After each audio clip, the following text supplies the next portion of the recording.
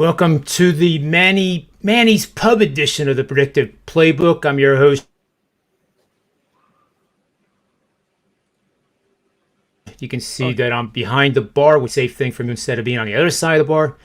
That way I won't say things an hour from now because of being on the other side of the bar that I probably would regret, but it's all good.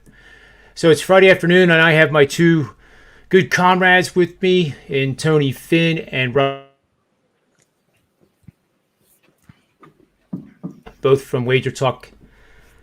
How are you in this late? Well, it is kind of late here on the East Coast. For Tony, it's mid afternoon, but for Rob and I, it's almost quitting time. Yeah, not quitting time for me. And even if it was, I wouldn't quit. Everybody okay? I will keep working hard for you guys. I am kind of. I played this early NBA game, guys. Yeah. So I did play. I like the total a bunch in this game. I like the total over. And then I kind of talked myself into a smaller play on the side. And early I didn't care too much. I was heavy on the total. But now I just looked up at the score and I said, well, what the hell happened to this total? This thing was just, it was kicking and grooving, and it was trending all by itself. And then all of a sudden it hasn't completely shut down, but it doesn't look quite as good as it did at halftime. Well, you want to hope that they can keep that 5-6 point separation, and your last 60 seconds will be kind to you. Yeah. 200 now.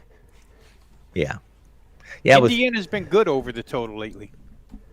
They changed, since. Yeah, they're playing faster. They're playing faster with emphasis on sagging defensively and making you shoot. Basically, and they're cheating.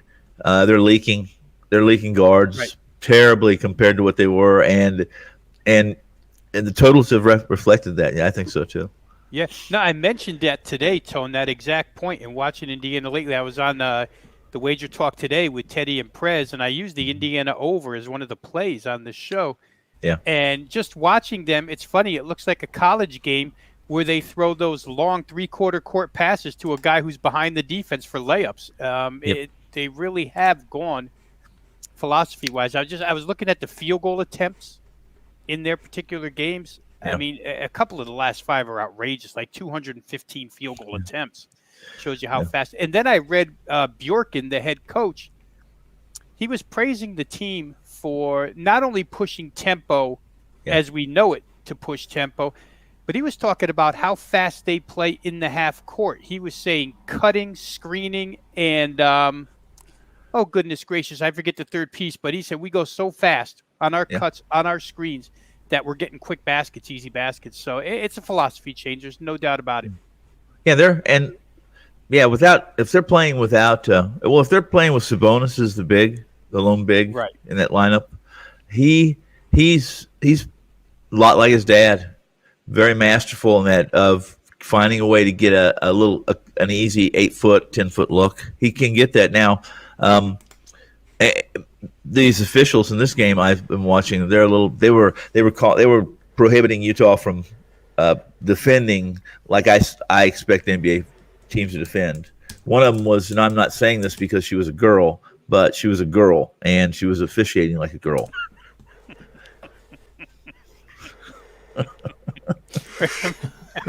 not saying that because she's a girl, because she was, and yes, she was. But I mean, my goodness. And her initials are NS. Yeah, well, no, her initials are SB. First being sissy.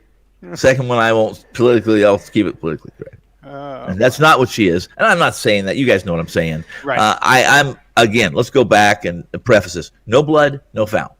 Come on, man. It's the NBA. Charles Barkley was on that horse last night after the game. I don't blame him. He said, these guys have ruined my game. They've ruined my game. He said, you mean a guy goes for, I forget who it was. Guy goes for 30 points or 35 points on like 18 shots. He goes in. He doesn't hit the deck once. Nobody scores that guy. I've said that many times. And not only in NBA, it's completely disappeared in college. Just doesn't happen anymore. We're a physical college team where if I take it to the rim, and I've been to the rim 3 or 4 times, and I've been in finger rolls with me smiling as I jog to the other end. That shit ain't happening in my world, and not when I played back, and even in junior high, it didn't happen. Yeah. So I just mean, it's a different game. We're in a different world. Politically correct stuff, can't. We can say more stuff on when we're on radio. As long as I'm not on a big San Diego public station where they still give me trouble for my language when I do radio, and it's a serious that happens to be broadcast to FFA. So I'm under some, but I told him, I said, I will break out that list of what I'm allowed to say and what I'm not allowed to say, and I will make up some of my own words. I will make up some of my own cuss words. Then see, the day they add my words to their list, I know I've made it. I've made it. Oh my goodness! Well, it's hit 5 o'clock here on the East Coast. A little past. Let's do it. I'll. Okay. You leaving?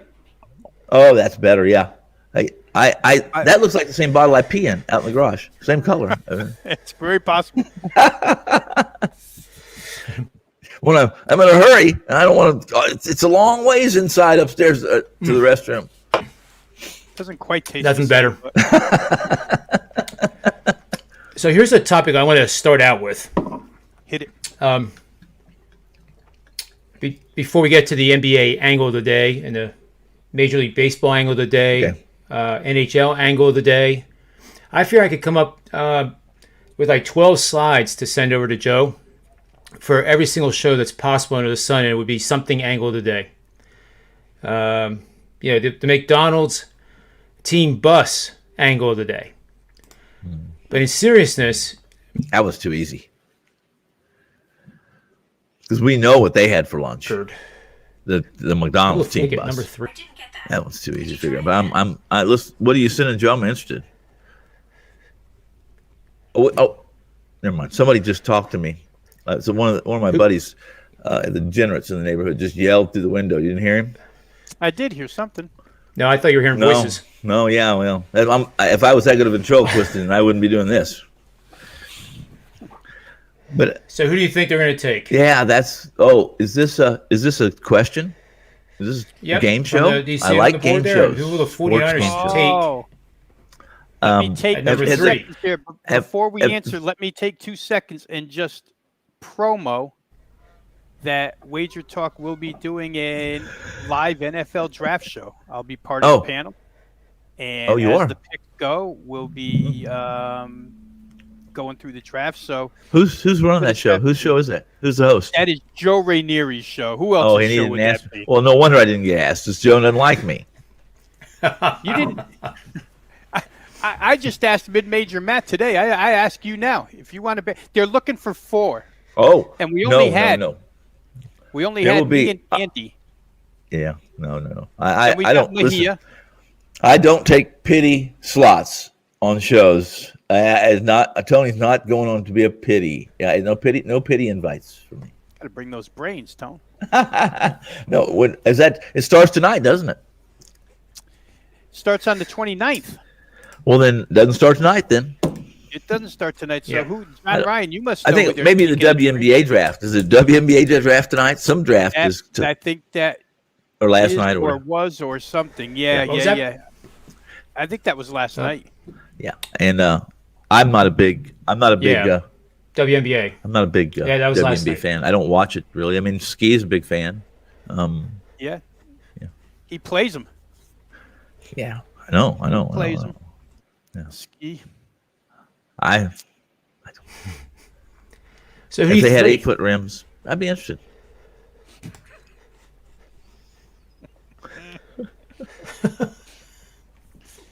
I play in that league. Woohoo!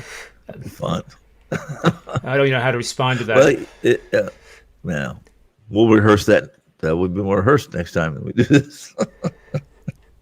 Sunday afternoon, the FCS playoff selection show. We'll have playoff football starting next weekend. Bettable playoff football. I'm. You know what? Have you been following and participating and pretending like you're interested? Yes, because me and Mid-Major do a FCS show every week. Well, then you better be interested. Yeah. We're interested. Good. We like I would be interested in all that, guys. I really would. I'd be interested in all that if, again, I had a little more control over Father Time. I'm just time prohibits me from time already prohibits me from being good. I'm pedestrian because of Father Time, and if I take anything else on, then be less than good. it won't be. I won't even be a pedestrian anymore. So who's got the answer to this question? Which one of I us do. three has? I do. Okay. The Jets are going to trade for the number 3 Wow. pick, and no, they have the number 2 pick, do they not? The Jets. They do. Yeah, And they're are going to they take gonna- I Justin guess- for, are they in the way to Here's a ask the question for I you. guess. Will they take an offensive guard, on lineman, or are they going to take? Or are they going Yeah, to take Jets have Wilson? two. Because if you can answer that question, I have a much easier time answering number 3. But I don't think they would take Wilson anyway, obviously, because they've made a trade for a quarterback. So it doesn't prohibit them from taking Wilson. Am I right? I wouldn't take Wilson as a first round. Period. I don't think he's NFL prototypical. I don't think I like him. I like what he's done, but I'm not paying Wilson that kind of money. I'm not as an owner. No. And I'll take Mahomes. I'll go ahead and draft Mahomes' daughter. He just had a daughter, and she was born like last month. I will draft her right now. She will be my draft pick. And I'll have her rights 20 years from now. She can play quarterback. She'll be reading defenses by the time she's 4. She'll probably be running for president by then. Probably lower the age, president. Probably lower the age so you can't be a 75-year-old idiot and be president anymore. You have to be young and sound of mind. That may not be a bad. Cool. Here we go again. I'm getting in trouble. The mine, huh? I guess that should be a requirement. Yeah. I can hear all the playback of this show. You guys I can hear me it okay, right? myself. My It's headset was echoing. kind of It's so acting up. beautiful. Hear that voice of mine echoing back there. Yeah, I can't. Do you guys hear that coming back at us every time we? Yeah, show Yeah, up? that's what I'm listening to. That's why I keep talking, because I kind of like to hear my own voice.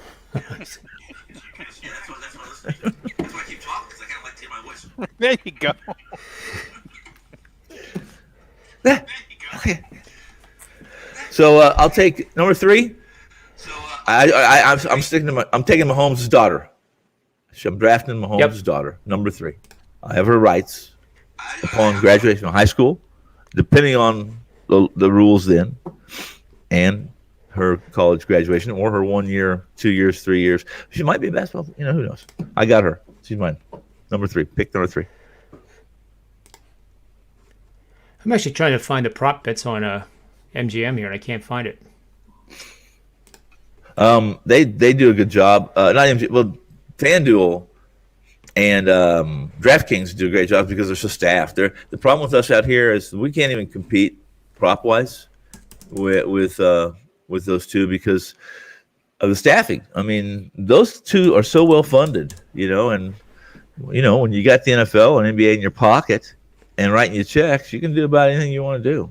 Of course, there are some strings, I think, probably, but you probably can't have Tony Finn on your radio programs talking badly about you, but I'm actually on DraftKings right now. I just was curious to see what the odds were for Justin Fields. I heard that it was 5.5 to 1, which seems pretty juicy to me. Why would the 49ers go to number 3 if they weren't going to take him? Matt Jones was taken off the board.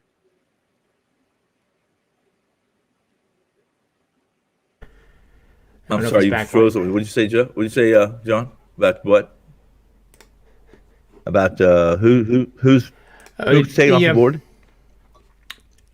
Matt Jones. He's taken off the board because I guess there was temporarily. I think I haven't had a chance to see where he's actually lined at. It made me think that somebody knows something, and then what could possibly be? I mean, can you take in the NFL? Can you take yourself out of the draft? like you can in the NBA if you don't have an agent. I should know these things, but I don't. And I didn't think and of that John, part you're of it. freezing up. I don't know about that. I've heard that You're by now, freezing but- up pretty badly on my end. Yeah. I don't know if that's broadcast out, but Yeah. just so you know, I don't know. Rob could probably. Is he freezing up for you, Rob, as well? He is. Okay. It's got to be a half a dozen times now. He starts to talk and freezes. Yeah. So I'm going to guess that's browser. That's an issue with yeah, his, I don't know what's with Bob Dole's internet instead of. More Kansas guys, Bob Dole. Yeah, well, it's really not Bob Dole's internet, but Al Gore will fight him for it. Al Gore let him have it one day when he's been kind of sickly, a little ill. So, Well, seems better. Rob, John's freezing up pretty bad. So you tell me who's number 3. Tell us. Well, it's interesting. I mean, because you can't believe anything at this time of year, right? Whatever the team is sending out is usually bullshit. Yeah. And the team has sent out nothing but they moved up to get Mac Jones. They have Yes. the country convinced that they traded up to get Mac Jones, and yet Justin Fields had another pro day yesterday, I think it was, Right. and they showed up there. So, Well, who's going to go? Here's the deal. I'm hearing that Fields now may be that there's rumors that he could possibly go number 2 or number 1 even, and which I find very hard to believe. But I've seen stranger things happen. well, one would be a surprise because I think Jacksonville backed themselves into that corner a couple months ago. They just backed themselves into the Trevor Lawrence corner. I don't think that they can come out of that. So that is what it is. The Jets pick, none of it would surprise me. This draft is – the drafts in general are so crazy because when we start watching college football late August, these draft boards are so different. Nobody knows anything. And then – the time period between, let's say, today and 3 weeks ago, the movement of these guys back and forth is unbelievably crazy because all the so-called experts move their guys up and down on their boards due to what they're hearing from other people. Yeah, and let's to interrupt you. You're right. We depend so much on McShay's and the ESPN's draft experts and such, which has. I'm sure it's not gotten old for some, but for me, that got old a long time ago. Following the drafts and doing all that, it just even if I was a dyed-in-the-wool hardcore fan of a specific base, which I'm not, which I am. I am that, but it changes every day and sometimes up on the hour. But I wouldn't be that. Drafts wouldn't. They mean a lot. They mean a lot, but they've put so much ever since Andy Reid and that outfit moved up and scored what they consider a pot of gold with Mahomes, moving up for the Mahomes. Mm-hmm. Since then, and I know it's used bad, but since then, quarterbacks have become way too overvalued. Wow, wow, Yeah, I mean, the first 4 picks in this draft, boom, boom, boom, boom, could be 4 quarterbacks, which they don't deserve all 4 of them to be the first 4 picks in the draft. There's other position talent that's better overall, but quarterbacks become the flavor of the. Not only, and there's lots of reasons for that. We both know the changes in the game. It's no longer 3 yards in a cloud of dust. That's just not gonna. That's not gonna. I guess if you have the 85 Bears defense, maybe 3 yards in a cloud of dust would work. But, good. The only reason we have good receivers. If there were so many kids that couldn't catch the damn ball, then they would be cornerbacks. That's the only reason you're a quarterback, isn't it? Because you can't catch the ball. Right. Because listen, don't get me wrong. A shutdown cornerback. Has a pretty nice payday if he is that guy. We both know that. Defensive linemen, offensive linemen, quarterbacks, and defensive and cornerbacks, shutdown cornerback. Those 4 positions, in my opinion, people will argue with me, but the quarterback's the one that gets the press. Gets the press mostly too, though. So that's part of that. Then we can add on. If you're in New York or LA or a major market, then what comes along with that is a lot of extra money by just showing up on TV, standing next to a Ford or something. I don't know. Absolutely. Yeah. And it's going to be interesting to see which way they go here, San Francisco. I think that offense could work with any type of quarterback, whether it be Fields, who's dual threat, whether it be Jones, who's so, the key to Jones. And, I was watching Senior Bowl week, the practices, and that's the one postseason All-Star game where NFL coaching staffs coach the kids. Yes. And Matt Rule and the Carolina Panthers had a team, and their quarterback was Mac Jones. And I'm watching Matt Rule get interviewed on the sidelines on Thursday's practice, and he says, generally speaking in these All-Star games, we probably dole out a quarter of our playbook. He said, but I've now opened up the entire playbook to Mac Jones, and he goes out there, gets in the huddle, and executes the play like he's been in the NFL for 10 years. So what's become so important in the NFL is accuracy, hit the guy on stride, because we know that yards after catch is a big deal. Hit him on stride, and when you go to the line of scrimmage, be able to decipher what the defensive coordinator is trying to do to you and what defense they're in. And apparently Jones has that above all others, while not having the physical tools, the best arm, the most speed, the most escapability. He's got it between the ears and in the accuracy, and that Tom Brady, that's enough. Yeah. So in some cases, it's enough. Yeah, I agree. So we'll see which way he wants to go with this pick. The Jets probably do take Zach Wilson. I don't know why else they would have traded Sam Darnold out of there. Yeah, I agree. Yeah, well, I know this. The guys I know that do some writing for a couple of New York publications. I know that there's the press. They are personally trying to have some influence, by saying offensive line first. I don't think that the Jets don't have a history of listening to the press, so they're going to do what they want to do. And I'm going to assume that these guys that are working for ESPN, and without mentioning names, we don't have to, we know who they are, know to some degree, we're getting some information, be it what what the Jets want everyone to believe, and what's actually the truth. I don't think there's not unless there's some maneuvering by teams in certain slots and positions, that there's not a big reason to be coy about who you're going to pick, unless you're trying to move up, right? Absolutely. Or if you want to trade down, for that matter. I mean, pretend you're in love with somebody, make somebody overpay for him, your spot in the draft, and move backward. But yeah, you're right, Tony. If you're in position to get your guy, there's no sense blowing smoke about it. You're going to get your guy. But the Falcons at 4, I'm sure, if 3 quarterbacks are gone and 2 are still there, and the Falcons don't want a quarterback, they should absolutely claim they're in love with both of them. Yes. Because you may be able to rob somebody for that pick. Agreed. And still get who you want. So the tight end from Florida, Kyle Pitts, is just a tremendous. I mean, we see what tight ends do in the NFL do now, elite tight ends, and you got to have more of those. Tight ends, a good receiving tight end that can actually throw a block. Block, exactly, is pretty valuable. Yeah. Now, speaking of throwing a block. Kelsey. What up? How y'all doing? Speak of being valuable. House. Is Tony Dunn? Is Tony Dunn singing this sad song? What's that song? Is that? Blue Eyes Crying in the Rain. I can sing Blue Eyes Crying in the Rain. What's going on, fellas? How are you today, Skee? I'm doing all right.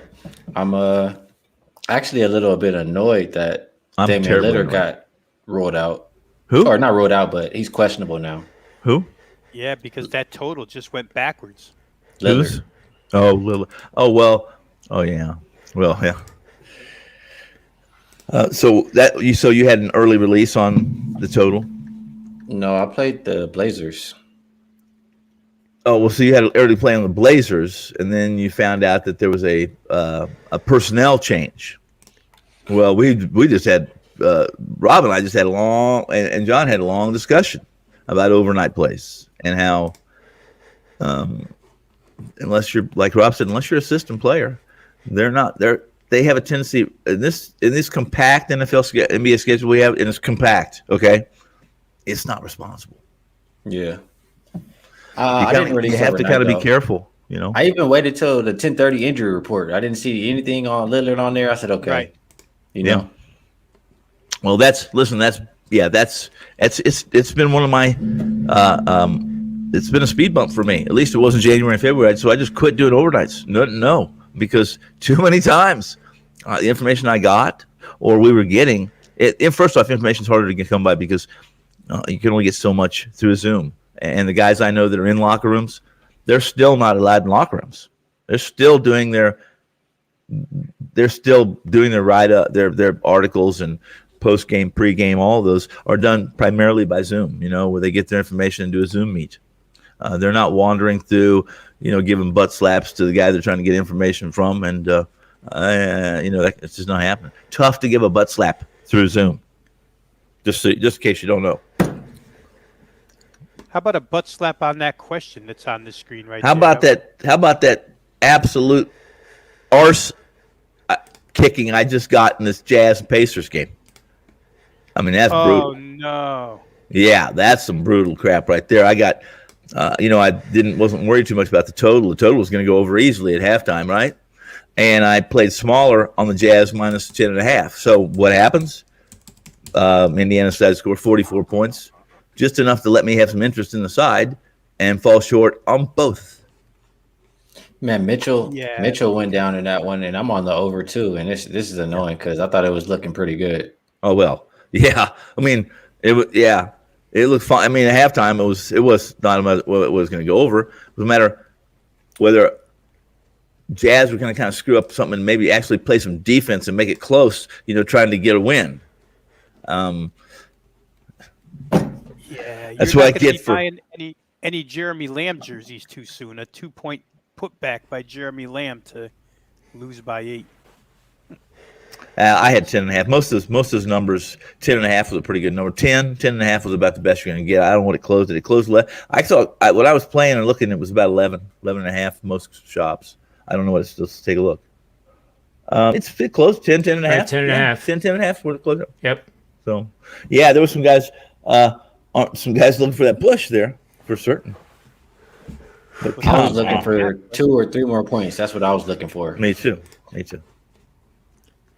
Yeah. Yeah, let's keep looking. They'll have us keep looking. All right. What So do you you got? You guys can hear me again, right? Yeah, we can hear you, John. You're sounding good now. I sound as good as. I'm going to practice over the weekend is to be as laid back and under control as Skee is, without falling asleep. Well, if you don't fall asleep, I'm watching you. I will. I have something that can help you out, John. He can help you with that, John. Yeah. I caused the video to freeze. You can zoom him. Just do a zoom and hand him through the screen. Hand the vape through the screen. Here you go. There you go, John. That's another joke. When you do that, then I'll know. Then I will know that it is a flashback. It's a flashback. Wow. Did you just see that? I just handed you something to the screen. I want some that stuff I bought this morning. I want more of it. Bring it on. That kind of stuff. I think it's time for the NBA angle of the day. I'd like that. And there you go. This is an important moment because for the first time ever, there is a Wager Talk gentleman who will be hearing this for the second time in a single day. Joe Piscopo? No, he's right to your right. Oh, that guy? Yeah. I don't know him. Thought I saw him. Steve Merril. He's Steve Merril. Well, I think he was on the show, right, Skee? He was. There you go. Yeah, so you know this angle already, Skee? You'll be the... I spit it out. Okay, tell us, John. What's the angle? Yeah, no, Tori Coker here likes over, which I lean that way, but this system has never Never look ahead when revenge is involved. And I know that's a rule of life that Tony can relate to. Never look ahead when revenge is involved. Bet on road teams, revenging a same season loss off a double-digit road loss. 121, 63 pushes, 67%. Says to bet the Charlotte Hornets plus I guess it's 12 over the Brooklyn Nets. And as shocking as it is, I think I would sprinkle a little on the money line. I'll book that. I'll book that, John.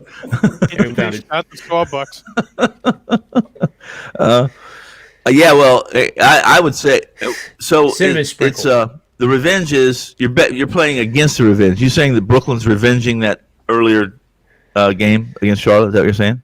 Who's on the revenge here? Who's revenging what? No, Charlotte is. Because you're freezing up on me a little bit. Yeah, Charlotte's the one with revenge. Okay, and why? Because Brooklyn's right. Yeah. Okay. Yeah, and Brooklyn is so good that they don't have to play defense, and they might look ahead to the next game, whatever that is. Let me ask you this about this game, and in the seriousness. From my understanding, Durant is going to play. Is that correct? As of right now, he is. Okay, and with Durant in the lineup since he's been back, I think that they're plus 41 when he was.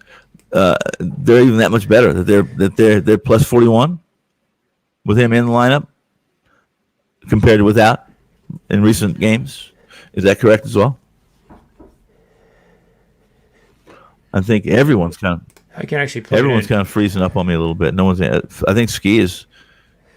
He's there. He goes. He was. So Durant's going to play.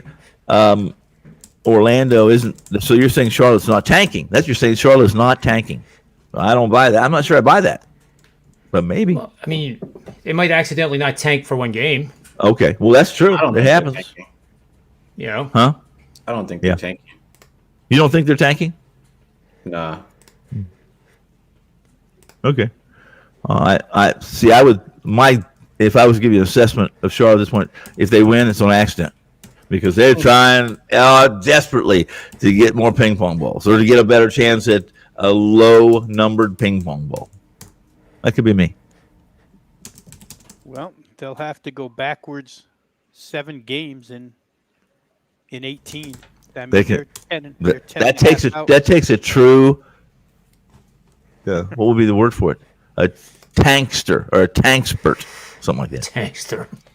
I mean, the way I look at it, Brooklyn rested everybody the other night against Philadelphia, got their head handed to them, and I just can't see them walking out on the floor tonight and doing that again. I stayed away from it. I stayed away from it. Yeah. What? Kawhi just got ruled out. I knew. Did you not see that in the line? It was really strange. I was surprised Philly didn't go. I thought he was out when it went when the total dropped from 25 to 20. I thought that he's not playing. Leonard's not playing. I don't know that I want to get involved. I just feel like it's going to be a tricky game now. Tobias. I think you're right. I think you're right. I just want to keep my money out the way. I'll say this: that if I'm on anything here, I'm still on the Clippers plus the points, even without Leonard. I would be. See, I like Philly. That's why I say it feels tricky. Against the Sixers? Yeah, against the Sixers. Yes. Yeah, because in this kind of a game, it comes down to there's another variable that comes in to play, and it's trust. And I trust that if this game could be screwed up, that it would probably be Doc Rivers before it would be Paul George. And I know that's not being kind to Doc Rivers, but it's one of those deals where I think I don't believe in revenge. First off, I don't put it in play. Somebody's got a hard on for somebody else or another team or another coach. I just don't. But if there's one person that could get emotional about this game, without question, it would be Doc Rivers. Am I wrong about how I feel about Doc Rivers? I think Doc Rivers is much better this year. I think he's doing a great job as a coach, better than he did with the Clippers. I think a lot of it has to do with he just came in differently, and I think he handled things differently. Not that Embiid is any easy guy to handle, because he's not. He's not an easy player to handle. But Paul George, it's out the window. You're just taking Paul George on. You need a ball hog and somebody to complement your best player. Then you bring Paul George into the mix because you're not handling Paul George. That's my opinion. You disagree with that, Skee? I'm not sure. There's a Swiss flag. Put a Swiss flag on the game. I can go Switzerland now. I'm not required to give a selection on that one, I don't think. No, I don't. I would. It's not that I don't like Philly. I like Philly, but if I'm going to get the Clippers, see, I think this line should have. I think without George, I wouldn't take Clippers unless I'm going to get 5 or more. With you, I'm supposed to get 5 or more without Leonard here. The Clippers. Am I wrong? I'm still showing a 3. It's throwing me off with the feedback. Oh, yeah. I'm saying I'll talk really slow so you can hear my voice. I know you like to hear it twice. And that is, if without Leonard, I think this line should be closer to 5 than it is to 3. Okay. Do you agree with that? I agree. And Rob left us? Yeah, he had enough of your shit, Tony. He what? He got tired of me? Get in line. Nope, there he is. Oh, my God. That doesn't look like Rob. That doesn't look anything like Rob. This looks like Steve Merril with hair. Rob Veno wishes he had hair like this. So Skeej saw this hair during NBA tip-off, and then before I had to record the NASCAR show, which we just recorded, but it'll air like in an hour, I would have wetted it down. But now it's starting to creep back up. So if you want to see the 3 degrees of Steve Merrill's hair, watch the NBA show, this show, and then the NASCAR show. And you're going to see progressions. I don't think, Steve, you weren't with us at that time. When we went last year, when we went Skee, remember when we went dark last year? At least on afterwards. Yeah. Well, we did I had not been even on air or done anything. I just decided I wasn't going to do Japanese baseball and all that kind of stuff. Long story short, we did a rock, paper, scissors contest. So I came on. I hadn't had a haircut. I hadn't done anything. I hadn't left the house in weeks. So I came on and did a faux hawk with my. And this is a funny thing, and I hope I shouldn't be saying. Well, what happened was I was up against Kelly, and Kelly was going through this hard time. So I talked to JD and said, you know what, let's choreograph this. So Kelly, she needs to get off the air because her dog was ill. Let's just do that. So we're going to fix this, Tony, so you win this, and get her quick and get her off, right? So we set it all up, and I had the secret, I had the earpiece with the secret man giving me what to do, right? I lost that thing in 2 minutes completely. It was completely set up the other way. Rock? Well, and then, so Kelly's laughing. And I'm saying, do I start cursing right now, or should I start? Let's just go one more game. I was done in 2 minutes. Done. I was out. And I said, you need to wipe me off the screen right now. Before I said, and so it was kind of funny though. But that I was like, your hair. I did myself. I waxed it and groomed it, and I had this faux hawk. I think I had a shirt with a hole on it. I could actually do the Mr. T mohawk. Right there. Here we go. I think I had a plate. I pity the fool who talked like Tony Finn. I had a bucket that said, "Please donate." We hadn't worked in a while. It was kind of fun, except for I didn't last very long. I thought I was going to be a star. Tony, I could definitely see you passing for like a homeless beggar. If you worked hard enough. I don't even have to work at it. I wanted to be nice. I said if you worked hard enough, but you probably get a couple milk duds and cover up a couple of the front teeth and make them look like I don't have any, and then if just get a picture of the subdivision where I live. According to Kelly, I live in the ghetto. So John, if you haven't gotten enough of Steve Merril and Tony Finn, you can check us out tonight on Sirius Channel 204, midnight Eastern, and then Tony follows up at 1 a.m. Eastern. And then again in the morning. Yeah, on Gabe Morency's show on late night. And then in the morning with Joe Pepitone. Oh, you're on the mornings now too. What time is that, man? When do you? I know you don't sleep much, but My goodness. Well, Joe supplies the Adderall. Oh, wait, no, you're talking about I'll be Saturday show with Joe. Yeah, you do the Saturday show. I thought you meant a weekday. Right. Yeah. No, it's a Saturday morning show. Yeah. I don't ask for any money, no pay, just drugs. That's all I need. Yeah, you got So, the Steve, you're on tonight at midnight? Yeah, so I do midnight, and then I do noon Eastern on Saturday. Tony does 1 a.m., 1 p.m. Eastern. So we both have 12-hour turnarounds on Sirius XM 204. Yeah. And we get a little sleep in between. And we try to do some handicapping as well for our clients. Obviously. Wow. I'm not doing a very good job, man. Yeah, that's tough. No. Paul George is game time decision too. Who did? Paul George is now game time decision too. Now. I'm not sure if okay, so watching right. on TV. If you think George isn't going to play, and you don't go out and grab this 3.5 right now, then you're dead. You don't have any oxygen going in your lungs, and you got no blood flowing through your veins. Chase those injuries. Those injury chasing has been very profitable this year. Yeah, it's been very bad. Don't be chasing injuries. Was it a week ago, John? It was last Friday, right? That Rob was on with us, and the Bucks. Rob Veno, as we're on Skee, says the Bucks will have none of their 5 starters now tonight. Yeah. Giannis was already out at that point, and the line had gone from maybe it was around 5. It would have been like 9. We speculated, and it goes down to Pick'em plus 1. But the total had dropped 8 points, and I kind of said, and I think Rob agreed, is like the over is probably the way to play. These guys could all score, so the game soared over the total with 5 starters out for the Bucks. It's really been a remarkable NBA season in that regard with these injuries and stuff. We were talking also about the overnights. I don't do them. This compact schedule, as difficult as it was early in the season, with last year it was load management. Now this year, now it's just pandemic and and a compressed schedule.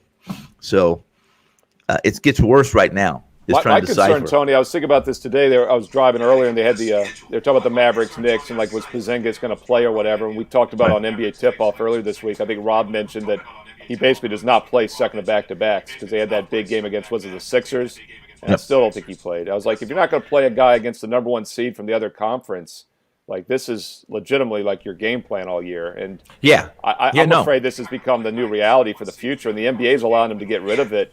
I don't think this is going to change, no pandemic or not. It's become the NBA preseason / regular season, in my opinion, for the future now. And here's the deal with Dallas. With Dallas, who has maybe they rate their bench rates in the bottom 5 of the league as far as quality benches go. When they traded Curry, when they didn't sign Curry, let him go. They tried to improve with Redick, who hasn't played yet, or maybe he has. Did he finally get on the court yet, Redick? Long story short, without Porzingis, I don't care who's playing. If Skee and his apartment recreational buddies are playing, I am on them over Dallas, especially in the back-to-back, especially with Steve Merril doing the play-by-play or the officiating, especially. What do you think about this Pelicans game? I don't know what to think about that. I really don't. I think the Pelicans are the play. Yeah, I like the Pelicans here. Because why? Because ball is. Are they going to be at full strength or not? The Wizards going to be at full strength? Who? Wizards? Well, it doesn't matter. Wizards don't care. They know they don't play for the crowd. They're not going to play for that big crowd. And they're coming off a pretty successful West Coast trip, and they're just going to give the Adderall to Beal and to Westbrook and say, run. Okay. Who stops Zion? Who stops Ingram? Well, whoever can stop him. Who can stop Zion? Who in this league can stop Zion? No one. No one. Ben Simmons. Well, Ben might get up there and fight, throw a couple punches, but I'm still, if it comes down to him, I'm still on Zion to win that boxing match. Yeah, I guess eventually wear him down. I mean, maybe Barkley. We could bring Barkley out of retirement. Maybe Barkley could contain Zion. Maybe. Bill Laimbeer. Couple Big Macs. Well, yeah, Lambier's not quick enough. Charles is barely quick enough, but Laimbeer, his lateral movement was was I used his Bugs legs Bunny. effectively. It was almost like that turtle in the Looney Tunes Slow. That was his Lambier's lateral movement. Hey, John, let me ask you about this total, because Skee and I talked about this on NBA Tip-Off. The overtime game was the total in this one, obviously. It's 240.5, Pelicans Wizards. And I referenced you, John. I think I might have heard it somewhere else, but I thought on one of these segments we did this year that you said something like the highest totals, it was 21-7 to the over. I'm not sure if you're the one that told me that. Or did I it is. I'd have to rerun it, which I can do. You're accurate. But before I do that, the Wizards' Russell Westbrook had a triple-double the last game, right? Oh, no. Here comes an angle. I asked the database, what happens after Westbrook has a triple-double? Well, the under is 38, 23, and 1 for 62%. Well. So then, like last night, Tony Ensky as my witness. I said, 246.5 under in the Phoenix game in-game, right? And it had to happen in the first half. It had to happen first before 224 and the over hit. It had to be in that order. We never got to 224, but we did get that 246.5. So here again is another game where it's 240. It's probably going to be, reckless abandon in the first 7 to 10 minutes. I would expect a lot of points. And you said it's at 240.5, Steve? Yeah, right now it's 240. It's been as high as 242 today, 241, but 240.5 is the current line. So I'm just kind of calculating this in my head. Like 252.5. That would be my official in-game under bet for this matchup. I will tell you this, John, and I'll tell you right here.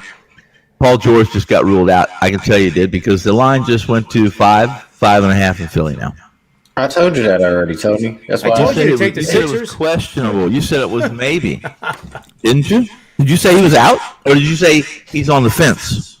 Is he ruled out right now, Tony, or is he game time decision? It went from 3.5 to 5 at the sharpest point. Right. No, I'm saying I don't know that. I haven't looked. John. I don't need to. That line's telling me he's out. It just I'm jumped telling 2 you, points. I see the information come in and say that he's now questionable. That's why the line moves. No, he's out now. That's why the line moved. Some other people know. He's out. The sharpest book I followed just went from 3 to 5. So It has nothing to do. It has nothing to do with the public. He's out. The sharps know it. I'm Who's just the letting sharpest you know. book, Steve? I'm just letting you know. I follow. all Well, of your Pinnacle reports. just went from 3 Yeah. to 5. So I agree with you. Yeah, I'd say Pinnacle. In fact, I had someone on Twitter that just asked me that if they're watching Pinnacles, who I referenced in the NBA show earlier today. Actually, the game I referenced in the NBA show for Skee will remember because we talked about it. But which one was it? The Memphis-Chicago game, Skee. It was the contrarian play was the Bulls, and I said at the time Pinnacle was minus 3.5 plus 102, and other square books had 4 for the dog. Pinnacle had 3.5 even money for the favorite. It was one of the sharpest divides I've seen this season. So that would point to the Bulls as far as a contrarian play. Tony, at Pinnacle right now, it's minus 5 plus 104. Yes. So maybe, is it possible that the reaction is like a false start? No.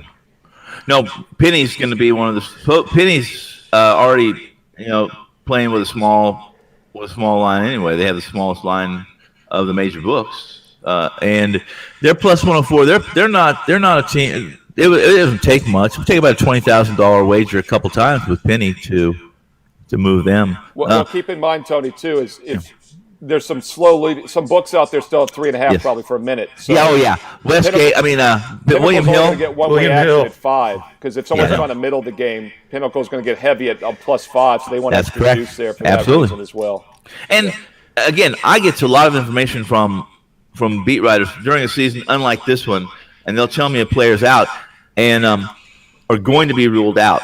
And typically, their information's pretty reliable, but the most reliable information is the line. The market. That's right. Money moving the market, just like the betting odds for the election. And unfortunately, if you're going to wait for that, you like to have the information before the market moves, especially if you're a gamer. But that's typically the judge and the gavel coming down saying, "There you go." Hey, John What do you guys knows think that of from financial backgrounds, right? I mean, I look at the money in the market moves more than talk, right? Money speaks louder than talk. Put your dollar. Put the dollar where your mouth is. What's the old saying? Put the money where your mouth is. Put the money where your mouth is, right? or somewhere. What do you guys think about the total? Yeah, it opened at 225. It's been grinding down the whole day. Now it's at That the was low the of the first. day. That was the first indicator that Leonard wasn't playing. That went from 225 to 20, the 25 to 20. They hadn't announced Leonard yet, but that was a pretty good indicator to me. While the spread hadn't shown it, the total was a pretty darn good indicator. And now, as Skee said, when George became a question mark, then it went to 218. Now that George is official, although we haven't heard it, it's down to 216 and a half.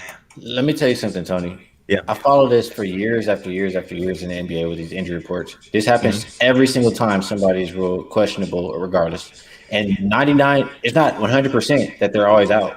Right. Yeah. So it doesn't move because they're out. It moves because they're on the injury report. Well, I'll tell you. I know.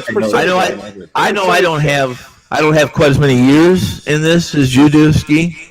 But I will trust that line much more before I trust an injury report. It depends on what injury report, Let me tell you, I told you the news before the line moved.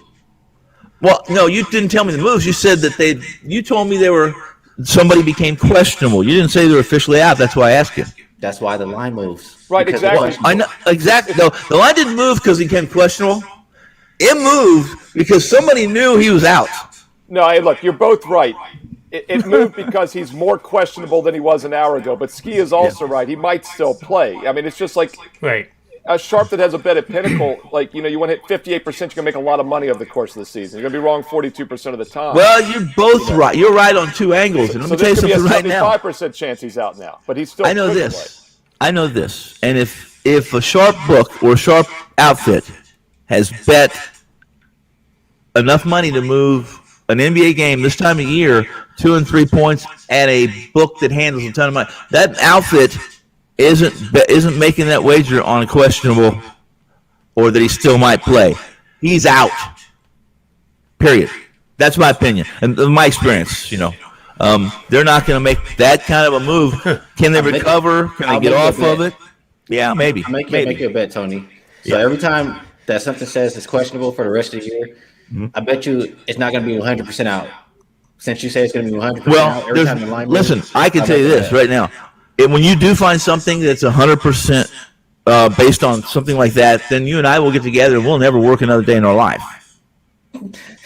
So I'm not part of betting this on too. that. Huh? I want to be part of this too. I want to. Right. No, what I'm going to say to you is this, and that is, before a player is officially ruled out, unless he's ruled out the night before, in my opinion, in my experience, and the people I know, when a Pinnacle or a bookmaker, a shop that has a significant handle, moves their line 2 points at this time of the day, it's not because they're questionable or they might be out. It's because they're out. If it hasn't moved, it's because they're still playing. That's my opinion. Tony, you know what's similar to, and Skee and Steve will love this because Steve knows I'm a former Wall Street financial guy, so I can say things like catch a falling knife, right, and all those terms, right? So I saw this a lot in my career. So non-farm payroll is still the most important number in the market, and it comes out on Friday mornings at 8:30, first Friday of every month, right? So everything about 5 minutes till the number's released, the market almost like just dries up.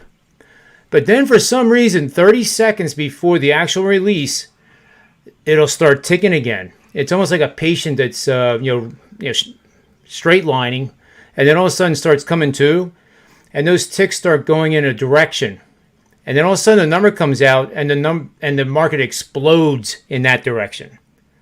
So it's kind of like, somebody knew something, right? Because you would never trade, a couple hundred lots in bonds or S&Ps 30 seconds before the release of the number. But you knew something. Well, I guess nobody ever really came forth and said that they actually knew something, because I understand you can get in trouble doing that.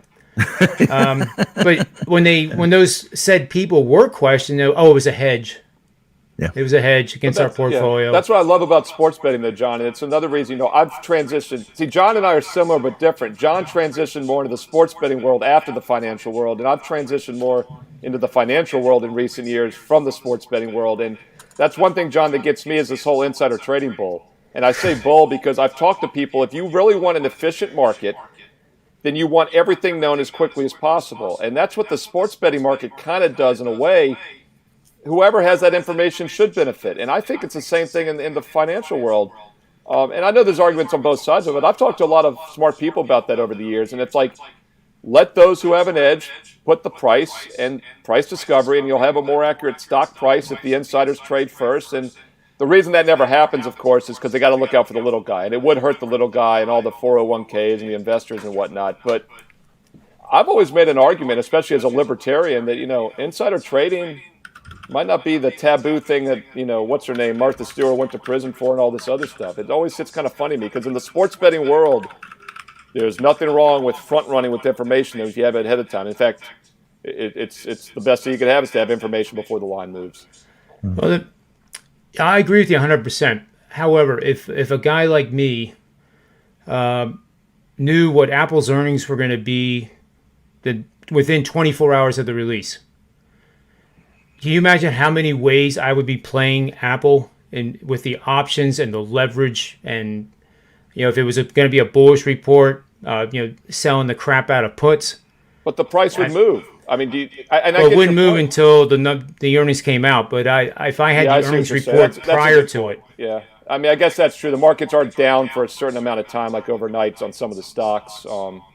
But now with the commodity markets, I guess you could technically have insider trading, but there's definitely more legal ways to have insider info in commodities, it's almost like sports. And I've always used the commodity markets as the analogy to sports betting because 90, and this might be exaggerating, but 90 to 95% of the people probably lose in commodities. The 5 or 10% that make the money make all the money.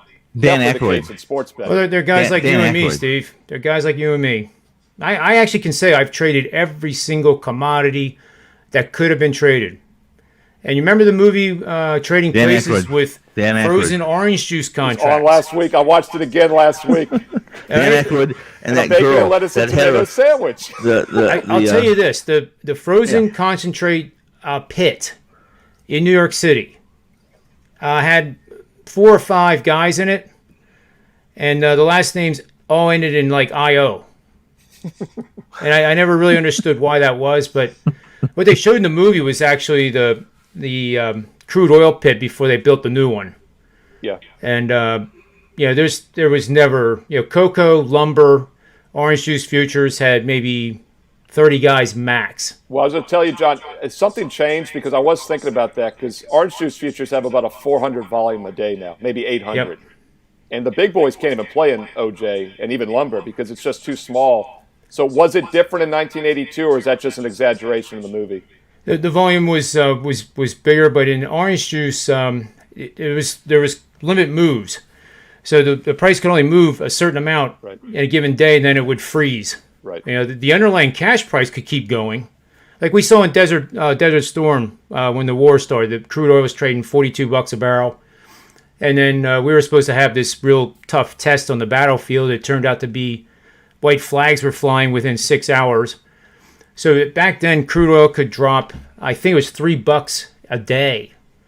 But the cash market had basically cut in half within 6 hours. So it went from 42 to like 20. Yeah, the futures didn't trade for like 2 weeks. So if you had contracts and you were long, you were wiped out. Yeah, it's like a gap at the open, or it's like on a stock which you don't get out of a Friday that reopens Monday and gaps higher. So do you think the insider trading would hurt you on the gaps and like on Apple because it would be after hours, and then would that be priced in at the open? It would be a huge swing, 5, 10, 15% from the close. I guess. Yeah, that's a possibility. Yep. And I guess that does make for a little bit of an inefficient market at that point when that happens. Yep. So interesting. Yeah, it's something we could do a whole podcast on one day. We have to do that because I don't want to bore Skee and Tony too much. Yeah, Skee, I think fell asleep there. Oh no, he's all right. Did you ever see Trading Places? He does some trading. He's studying. He's trading right now. I know. So he does. Skee, you got to watch Trading Places, man. I'm telling you, I'll never steer you wrong on a good, wholesome family movie. I don't watch a lot of movies at all. Unlike the Have you seen crap Trading that's being Places released now. with Eddie Murphy. Yeah, well, and you gotta then watch there's classic. Jamie Lee Curtis as a prostitute, which is enough. That's enough to get me in the movie. So Tony, Well, funny you say that because I'd seen the movie 100 times probably, and probably 90 of those hundreds is on TBS or TNT. Sure. Yeah. I caught it Monday night after the national championship. It was last Monday after the Gonzaga game. I'm flipping around. I didn't want sports at that point because Baylor's had crushed me. And I found the actual replay of it like a quarter of the way in. It was the unedited version. There's a couple good Jamie Lee Curtis scenes in there, which I had not seen. Yeah. I don't know if I'd ever seen, actually. Yeah. well And endowed, to say the least. Jamie Lee Curtis was always kind of I thought, until one day somebody came, we were somewhere and they said, that Jamie Lee Curtis was born hermaphrodite.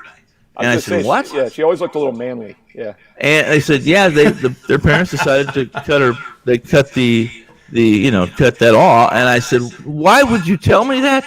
Why would you ruin Jamie Lee Curtis is ruined now for life? It's funny you say That's that, just Tony, me. and I don't want to get too much of a tangent here, but she has the wig on when she's playing the prostitute or whatever. Yeah. She takes it off, and I've never really been big on Jamie Lee Curtis because I didn't like the short hair. And I did think to myself, she looked better with the wig on. And I have heard that, and I completely forgot it now until you said that. So it's all coming together, John. You've made it all come together here. I mean, Friday. here's the deal. I am the host. If I'm confronted with that situation and I have a child, that's quite the conundrum. See, I'm letting it go, John. I'm not talking on this anymore. Tony's going to take it way too far. I think Skee just put it on his Netflix. I was about ready to go down the low road, and I'm This not is going as to the go. host where you need to step in and keep your show on the air. Yeah, I think we're doing just fine. I mean, you got me talking about the market, and there's no stopping me. Then we need like a co-host to say, John. Only Tony Finn could transfer from the stock market to hermaphrodites. I can't even pronounce it, let alone spell it. Well, within like a you see, 30-second it wasn't. transition. It's not. It didn't take long to get there because all I did go from frozen oranges to Dan Aykroyd to Trading Places to Jamie Lee Curtis being a hermaphrodite. I think that's quite the connection. I think it's quite logical, and it happens every day in everyone's conversation. Happens every day in your head. As Tony says, it happens every day in his orbit. His orbit. And that's gum. It's my orbit gum. So what is you used a big word again? Conundrum. Conundrum? Yeah. Can't spell that either. It doesn't sound like something I want to be involved with. Well, it's a certain kind of drum. Depends on how full of conundrum. Conundrum is full. I don't know something. You can't All spell right, it either. Ski, we're gonna give you the floor here. The time we have left here, which probably isn't all that much for all of us, but what was your best bet today on the NBA show? Or you can give a different best bet if you want. Yeah, it probably changes now because Lillard's probably not going to play. So, Steve, he already gave out the Heat. I like that play. Yeah. I like the Pelicans. I'm probably playing those two. Or actually, I am playing those two. I just think there's a lot of mismatches, and I think Jimmy Butler's going to come to play against his old team. What do you think of the under based off of Westbrook's triple-double And the Washington versus Pelicans? Aren't they playing the Pelicans? No, I would only play the over. No. It's going to be fast-paced, probably not a lot of defense. Just with the pace alone scares me. I would only go over. I was looking at a baseball play. What do you guys think about Dodgers' first five? People say Padres' bullpen might be better, so I was thinking just bet on Bueller. Well, you're saying that possibly that the Padres bullpen is better. I'm saying based on the stats right now, and I know it's early, and they haven't faced a lineup like the Dodgers. It says that they're better, but I know Bueller is really good and probably better than whoever else is on that. Well, I would say this. So I would say that I think that the San Diego's better in one container, one variable than the Dodgers, and only one. And it's not the bullpen, although I think you can make the bullpen better. Why Carrot Top should be closing. I mean, he's in the first 3 innings of games. When he's throwing 100, 103s, he should be the closer. Jansen should be out, and they probably should bring in. There's guys in the bullpen that could take that fifth rotation spot. I think that makes the Dodgers bullpen aces. And there's only one reason you could begrudge the Dodgers for anything really, and that's just if you think it's a negative, you have too much pitching and too much hitting. Like that's what they got. Let me throw this at you guys because this is something I'm actually considering doing. The world is pretty much betting the Dodgers. And it doesn't matter if it's minus 300, minus 350, doesn't matter. Well, the Padres, in my opinion, are the only team that I know and have a realistic shot at maybe playing them to 500 for the season series. So if I bet the Padres the next 3 games, which I actually don't like because of the matchups, the Padres probably win tomorrow, and tomorrow probably is the only time they'll ever be favored. Well, I've already said, John, that as long as the Dodgers are healthy this year, they will not be an underdog one time all year. Wow. The only time I can see is tomorrow. I don't think I've looked at everything and the matchups that could be. Tell me one matchup where the Dodgers are a pure underdog away from it. Doesn't I can't find one. Well, Kershaw against Darvish tomorrow. DeGrom, maybe DeGrom if they're playing in Coors Field. John, that line's out tomorrow. We've got that line. It opened minus 135 Dodgers. Is now minus 130 Dodgers. I've said it. I've said it on this show. We should have. You can hold it against me. The Dodgers aren't an underdog as long as their rotation doesn't suffer a setback.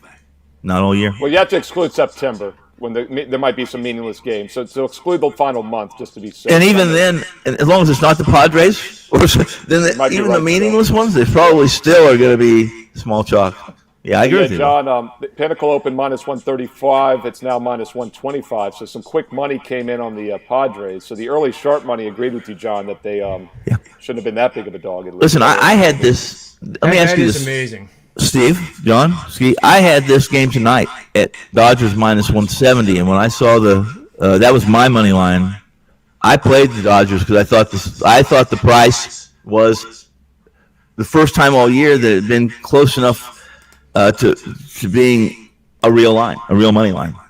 So, but that's just me, and it probably will be with Padres. However, if the Chiefs plays tonight, guys, I think it's a negative for the Padres. I think a lot of times that first game back. And then also, I think from a scheduling situation, Padres just had that brouhaha with Pittsburgh, and they have to travel home with no rest, coast to coast, whereas the Dodgers are just going from L.A. down to San Diego. So I agree. I think even though they're the home team, I think the situational setup is probably better for L.A. tonight. And on top of that, guys, too, is, the Padres will have this game circled. But don't you think the Dodgers will also? Because the Padres are second in the division, second overall in baseball for the favorites to the World Series. And we know the Dodgers are still the better team. So not many opportunities to play the best team in the sport at a reasonable price. So I'm not on this game tonight, but that's one of the reasons I didn't jump on the live dog. I am. The quote-unquote live dog, because I'm not sure they are that live. I'm on the Dodgers. Okay. I don't disagree with you. Yeah, I'll tell you this. The Sunday, one of the other things is Sunday – San Diego had that young pitcher get hurt. It was only pitched 1/3 of an inning, so they had to use their bullpen for 8.5 innings in that win over Texas. Then they went to – I said when they go to Pittsburgh, they got a chance where they can run those 4 starters out 7 innings and they can get that bullpen back in order. Well, what happened was Snell imploded.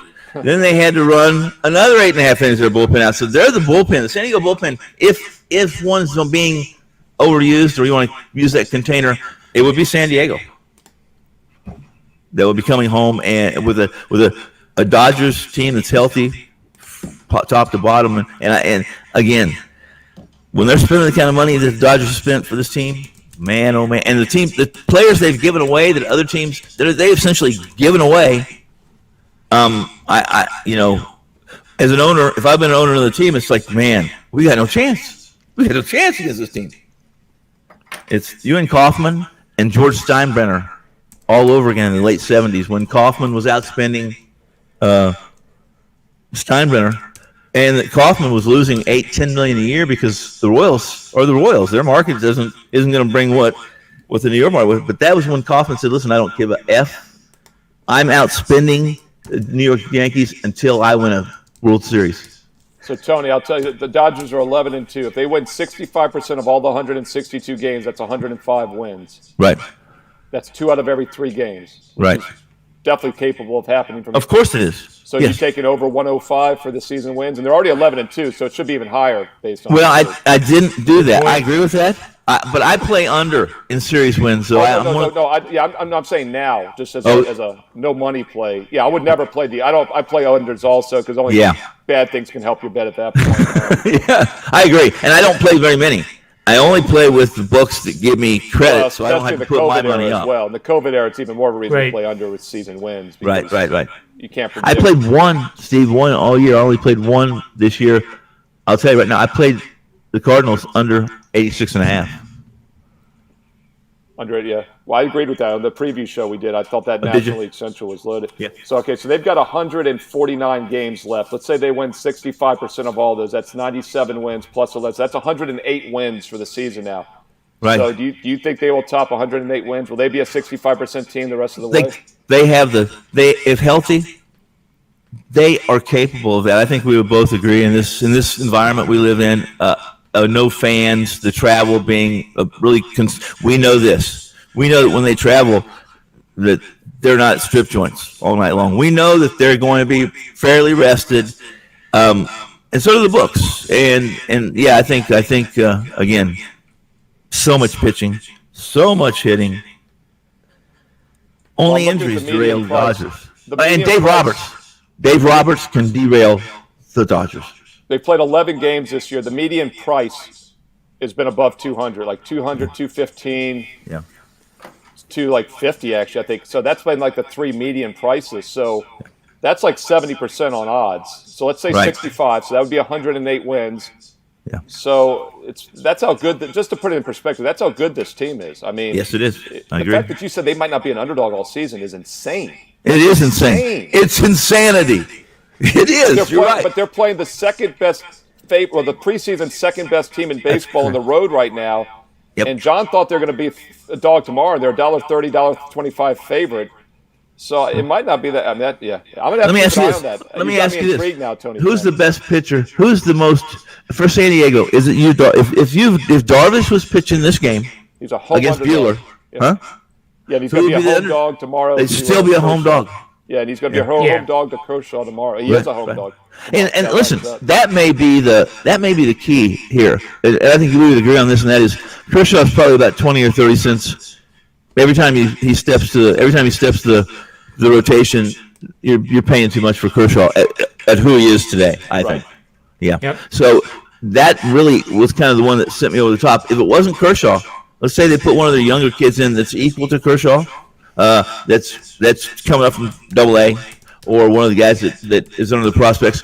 That's when they may meet a DeGrom or something where Kershaw would still carry carry that reputation and still be a favorite. Whereas maybe DeGrom and the Mets in New York, in city, with a couple of guys missing from the offensive lineman, that's when New York, the Mets might be a favorite. Hey, John, let's go on the record now. Tony, how many games over under will the Dodgers be plus money, even money, or a dog this year? Out of 162 games, what do you make the over under? 3.5, 3, 2.5? I said 3. I said I don't think there will be, but I said I can find 3 to 5 situations that it might happen. That's what I said, and I went through the whole schedule. I was going to say exclude September, but you're right. They probably will be even bigger favorites in some of those games. So we'll say the whole season. I will make the line. I can't believe I'm making it 2.5 because you almost have to take the over. Yeah, but I like that though. I think I'm going to make it 3. I will say this. Exactly 3. I'm calling an exact number. 3. I would say this to you, Steve. If you can come up, that's a good pot. Listen, that's a pretty good show in itself, right there. Hey Tony, I'm gonna prep Morency tonight. You guys can follow up with that. I'm gonna throw that to Gabe. Because last Friday we talked about way too much WWE and Chinese Olympics, so I need something I can at least weigh in on. So. I'll give you another one to talk about at midnight, Steve. You guys, I was doing this math through my head, which I'm told I'm pretty good at. 65% wins, right? Right. Betting lines inflated. I'll give you a betting line that from here on out, if you bet the Dodgers every game, you can have a chance to bet yes or no to profitability. And I bet heavily to the no. Mm-hmm. So if you bet the Dodgers every single game for the rest of the season from here on out. Minus 200? I would, at home, I think it's going to be minus 200 for the season. That'd be 67% wins to break even. Yeah. Yeah, so now you have to win 110 games. Yeah, that's what's crazy. Yeah. And the median line has been, I'm looking now, basically only like 4 times out of 11, I think they've been less than minus 200 this year. So that's a good point, John. The Dodgers will definitely win the most Lose games money. in baseball, but be minus units 1 the rest of the year. How about that? How about that as another prop? Yeah, I like Will it. the Dodgers be profitable the rest of the year, break even? I'd say no. John Ryan says heavily no. I would say no. Because, again, 10-cent line. The problem is you get bigger. The problem, Tony, is you get bigger spreads. And John and I No talked doubt about about this it. earlier this week. When No they're doubt minus about it. 300, you're only getting plus 250. So Yep. you're not getting a true kickback, unfortunately, on the. No, you're not. You can lose on both. You can lose on both sides. Playing the other team, you can lose money. How about that bet? Both sides of the Dodgers will be negative this year. That's a good prop. I like that. That's we'd have to sit down and see. A guy like me would have to sit down and break out my arithmetic book from 2nd grade, though, and make sure I could do all that Which math. side will you I'll do it lose for you, less Tony. on? Betting against or betting on? I think you'll lose less betting against the Dodgers, but you're going to still lose money. Here's the deal. Yes. It depends on what you believe. It depends on whether you believe the Dodgers are going to win 110 games. And if you believe that, then you're probably, But you're still only going to make peanuts. 108 right now. I've got them at 108. I still Okay, think they're yeah, negative. and we're not talking about making a bunch of money. We're talking about only who's going to be more profitable, whether it's 10 cents or $10. But how about this, though? You play the Dodgers on the run line, I bet you still come out ahead. You play the other team outright and the Dodgers minus 1.5, and I bet you come out better. Then I have to Last quit year you would going have to done very well, by the way. then I would have to 7 quit going to times out of church. 60 did that not work? I would have to quit going to church because my religion is I don't bet the run line on home teams. Right. And that was then I'm kind All of right, doing. Tony, I'll take it one better. The best way to play the Dodgers for everyone out there is Dodgers run line on the road.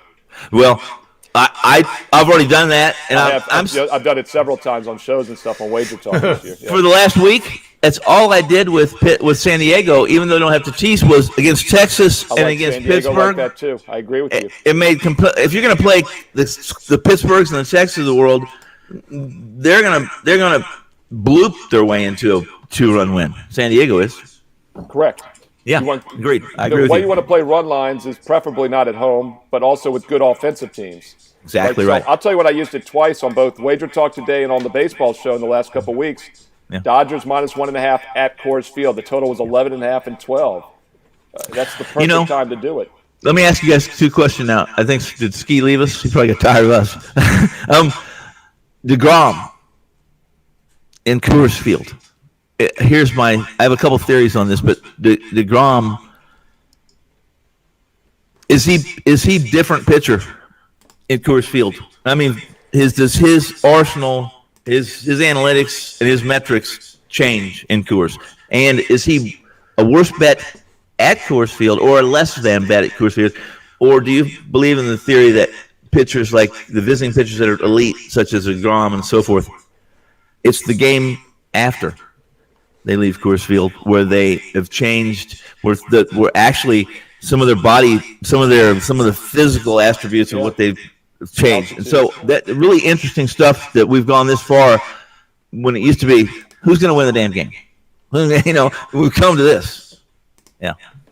Well, but Tony, I think those angles are great because the odds makers are always looking at the numbers at the park against the opponent, overall season numbers. The way you beat the point spread, the money lines, is that you want to find factors that are legitimate that haven't been factored in yet. And looking at like previous opponent, I don't think odds makers factor that in. Like, remember the old Steelers of the 70 or the Raiders? Teams would play those teams. They'd be beat up physically.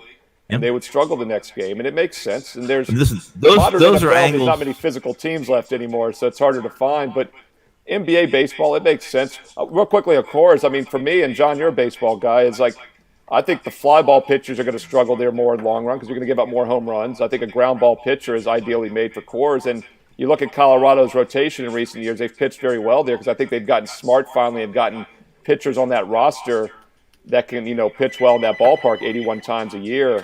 So Colorado's the one team you have to look at home-road dichotomies. And I look at road numbers only for Colorado.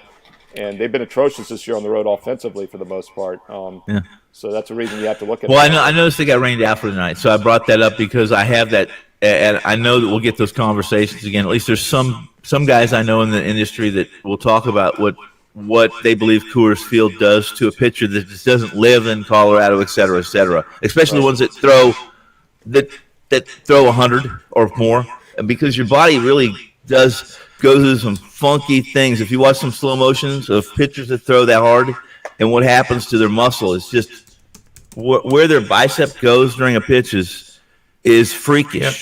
It's alien. 5 days later, Tony, when they make their next start, do you think it's still hitting them? Well, they're saying that's a theory. Obviously, I don't think anyone can scientifically, unless I don't know how they would do it. It would take a doing, but they're using analytics. They're using basically numbers, metrics to say this is why such and such was poor. Hey, where was Elway when he tore his bicep? Was he at home? Was he with the Broncos? He was always with the Broncos. Yeah, Wasn't I don't know. No way that his bicep was just dangling? It was still one of the worst injuries I've ever seen. Yeah, listen, I've seen. You just said biceps though and stuff. Now you've got me intrigued. Well, did that happen? And even if it didn't happen at Mile High, it could have been all the wear and tear from the altitude games. That's really interesting because I'm being dead serious. That was one of the worst injuries I've seen. You guys remember his biceps is just hanging like a old lady's baggy tricep. That happens a lot in bowling, believe it or not. I'm being dead serious. Serious. Yeah.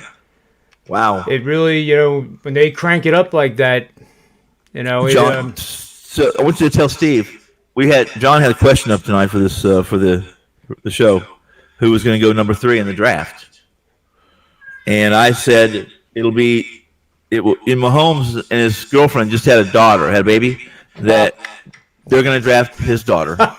They'll have the rights to her. Can you imagine? The pedigree there would be pretty. I'll tell you guys, I wouldn't waste a number 3 pick on Mac Jones, but I think I'd be more comfortable with Mac Jones over Aaron Fields. I'm a Redskin guy here, and after the Dwayne Haskins and all these other Ohio State quarterbacks, Alabama quarterbacks have done great either, but I just feel like Jones is prepared for the NFL. He just looks so poised to me. I don't know. I would take Jones. I'd take Jones 60 slots before I would take Wilson. Or the BYU guy. Yeah. You take Jones over. Yeah. Absolutely, I would. You might not be wrong, but I think Wilson and Lawrence are definitely the top 2. It sounds like it. I don't blame either team for taking either one of them. Yeah. I like the kid from BYU. That you're talking about. I've seen him. Listen, I like what he did. I just think for the most part, I don't know. I just think I think the risk is higher than the reward there because right now the market on quarterbacks, if you're going to take one that anytime, your bottom what they're going to get paid is unreasonable. Well, that's why Lawrence is such a safe number 1 because Wilson could end up being a better player, but he also could be a flop. It's hard to see Trevor Lawrence being a flop. No, it is. It's very difficult, and what I was going to get and Mac Jones too. I could see him being a serviceable game manager. He might not be a star though. Lawrence could be both. The question mark I have with Wilson is competition. Right. I get it. Yeah. Yeah. What you just said basically validates my concerns, and that is you're right. ACC, SEC, national title as a freshman. Yes. Yeah. Don't have to prove much more. And he's big. He's got the size. Wilson's not as big, I believe. Correct? No, he's not. Yeah. He's not. So Lawrence is a complete pack. But I saw a couple weeks ago, I think it was 1-60 at William Hill, and to be number 1, but Wilson was like heavy minus money to be number 2. So I think that's pretty much a done deal. Anybody from Alabama, I'm going to trust especially his size and what he was able to do. I would trust that. And I don't write off the fact there's been no Alabama quarterbacks because I think he's better than those guys have been as far as Namath was okay. Well, yeah, with the Saban era, let me clarify that. The Nick Saban Alabama quarterback. Yeah. Okay, all right. You're going to ruin my fun with that one. Okay. Yeah, I knew Namath went there. Before my time, but I still knew he went there. He was before my I was a young man to watch him make his guarantees, But I was more of a baseball fan at that age, 7 years old, 7, 8, and still have been emotionally scarred because I was such a fan then. Tony, let me ask you real quick. Charles Finley scarred me, by the way. Go ahead. How big of an upset was Super Bowl III? That line was obviously inflated. That was a very square line. Mm-hmm. But should they still been a 10-point dog? Maybe was that more accurate? Do you think? Maybe, but I thought Super Bowl. By the way, was a line for the younger viewers. I thought Super Bowl IV was a bigger upset. The Chiefs, personally, Matt can't over Cap over the Vikings, right? Yeah. And that was because, but Hank Stram And looking back at it now, Hank Stram knew he was a smarter coach. He was a funny guy, and he acted kind of goofy, but it was nothing goofy about Hank Stram. Smart guy. Great voice too. Oh yeah, that's some of my favorite NFL I think films. The bigger upset was the Patriots over the greatest show on turf. That was 14, I believe, wasn't it? Yeah. 13 or 14. And that was before we knew. I mean, we were all saying like this Tom Brady guy, and then you looked at his combine, and he fell over a cone. He ran like an 8-second 40. But it wasn't the biggest. The point spread wise, it's close, John. You're right. And that's my point with the Jets game. It's like in hindsight, if you told anybody now, like Tom Brady beat the Rams in the Super Bowl, they're like, oh, how much were the Patriots favored by in that game? You know, if somebody was exactly. younger. So well, that's why I was curious about the name of the situation as well. And come to think, I don't think the Jets have won anything since that day. They've won a couple semifinal games in the AFC, right? The teams that had the capabilities to be the biggest point spread pre-game, obviously pre-flop, would be the 49ers when they were running that West Coast, and they could they were 17, 20-point favorites during the regular season. I think that was like 18. That was higher, and they blew them out against the. Yet the Chargers still almost backdoored that game, if I recall. It was like 49-25 or something. That was my sophomore, junior year in college. So I vividly remember that game. I think it was 95. But I was a big tease player then. Every weekend I would just take, whoever the 49ers are playing, I want them plus the 6 points. I want the 24 I'm getting in that game and the game I like. It was blind almost. Every week I would just play one tease or a team I really liked, and then I would take the opponent for the 49ers because I was getting 20-plus points every weekend. The markets weren't quite as sharp in the mid-90s either, so you that's very get away good. with some stuff that That's you right. can't get away with now. Yeah, there's no question about it. Yeah. So to wrap up the show, should we just go around the horn with a couple best bets? I'll start. I'm going to bet 252.5 under live game in the Washington Pelicans game, and I'm going to do 33% pre-flop at the current 240 or 240.5, whatever it is, and then I'll add 67% on that 252.5 if we get there in the first half only. Okay. Best bet. I would say I'm going against.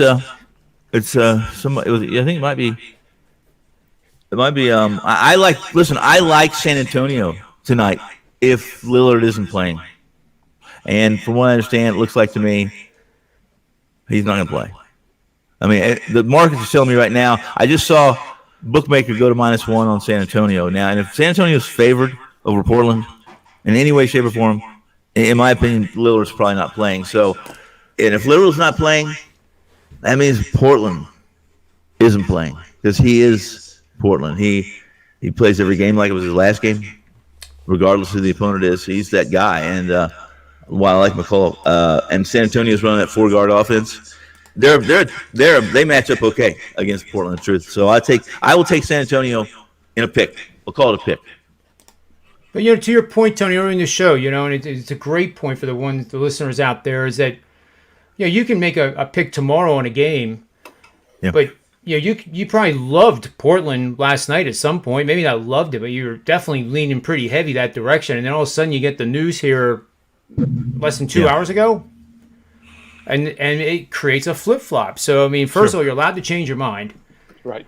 And second of all, well, it is the conundrum. You got the bottom line people who want you to do overnights for more sales, but boy, I think overnights are a dangerous animal in a compressed NBA schedule and a pandemic. I just think it's a dangerous animal personally. So, I mean, you better be certain.